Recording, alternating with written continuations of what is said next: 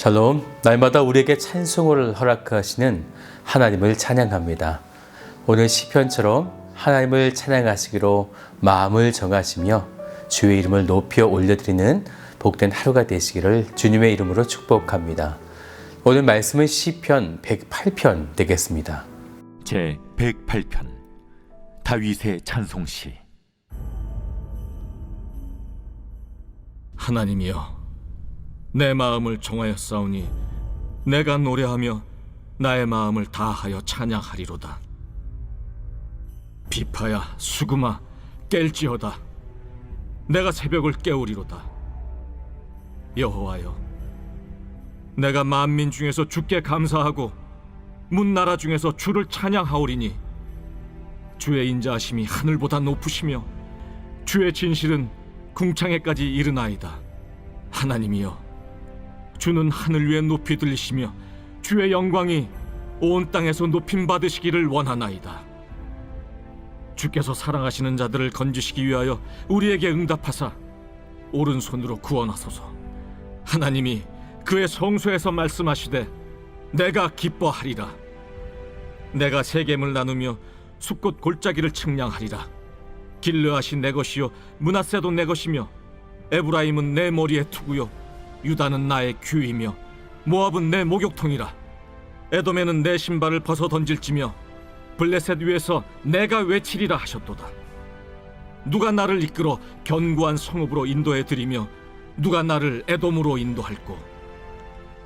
하나님이여, 주께서 우리를 버리지 아니하셨나이까. 하나님이여, 주께서 우리의 군대들과 함께 나아가지 아니하시나이다. 우리를 도와 대적을 치게 하소서. 사람의 구원은 헛됨이니이다. 우리가 하나님을 의지하고 용감히 행하리니 그는 우리의 대적들을 밟으실 자이심이로다. 시편 108편은 다윗의 두 개의 시가 합쳐진 시인데요. 1절부터 5절까지 그리고 6절부터 마지막 13절까지 각기 다른 다윗의 시를 붙여 놓은 것입니다. 그래서 1절부터 5절까지는 다윗이 사울의 공격을 피해서 도피하던 중에 지은 시가 되어지는데요. 그래서 이 시는 시편 57편을 보면 그 내용과 상당히 비슷합니다. 57편 7절부터 11절까지 보면 거의 내용이 똑같습니다. 먼저 1절을 같이 볼까요? 하나님이여, 내 마음을 정하였사오니 내가 노래하며 나의 마음을 다하여 찬양하리로다. 다윗이 자신의 마음을 정했다라는 거죠. 그것은 내가 노래하고 나의 마음을 다하여 찬양하기로 그가 정한 것입니다.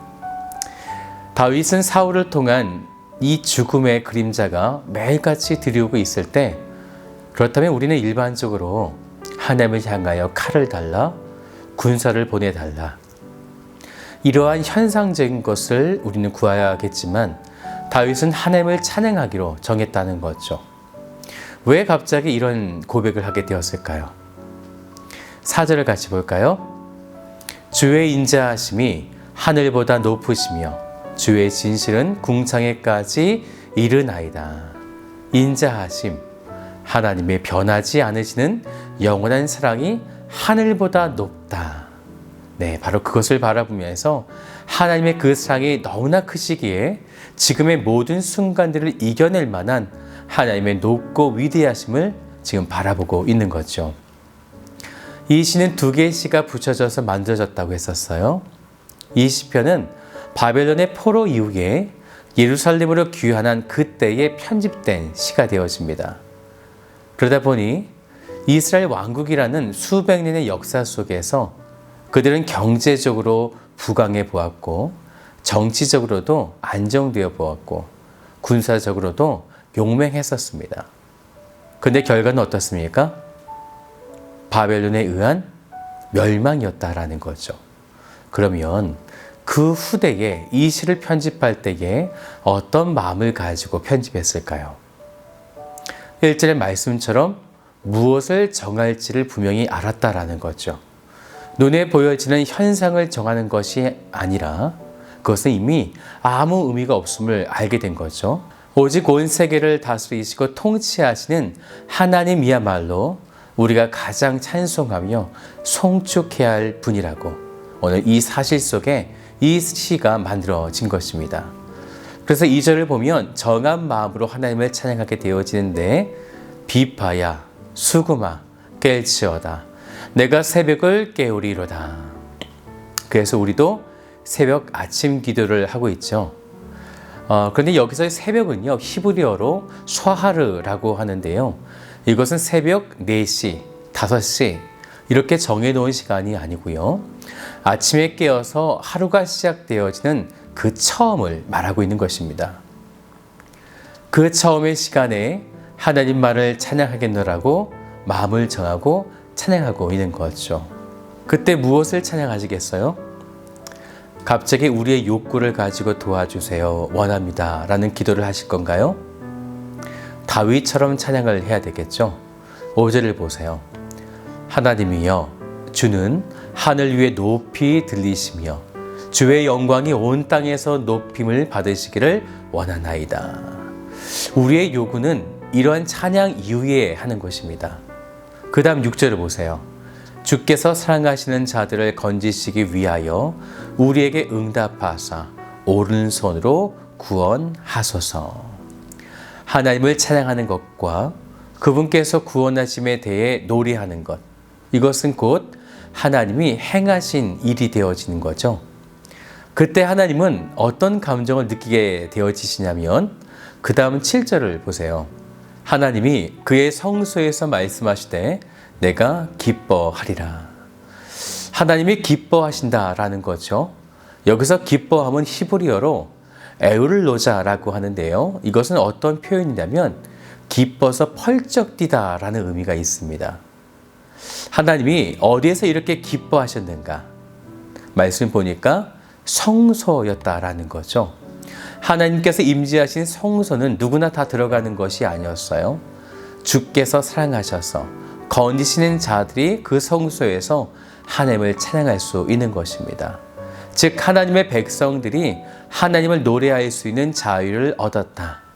하나님만이 우리에게 찬양을 허락하셨다라는 의미가 되는 것입니다. 그때 하나님은 기뻐하신다라는 거죠. 그런데 7절 하반절부터 보면요.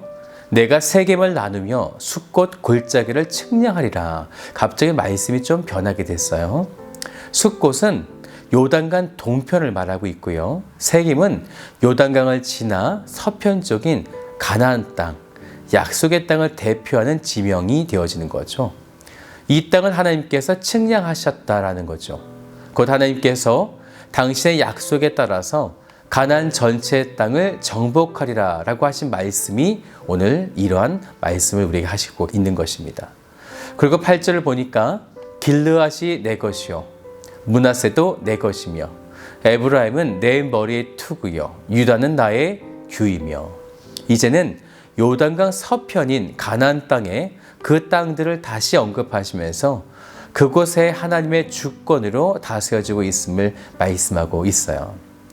그렇기에 주변 국가였던 모압, 에돔, 블레셋 위에서 승리를 주실 것을 이제 선포하게 되어지는데 이러한 승리를 누가 주시는가? 10절을 보세요. 누가 나를 이끌어 견고한 성읍으로 인도해 드리며 누가 나를 에돔으로 인도할꼬? 누구겠습니까? 하나님이시죠.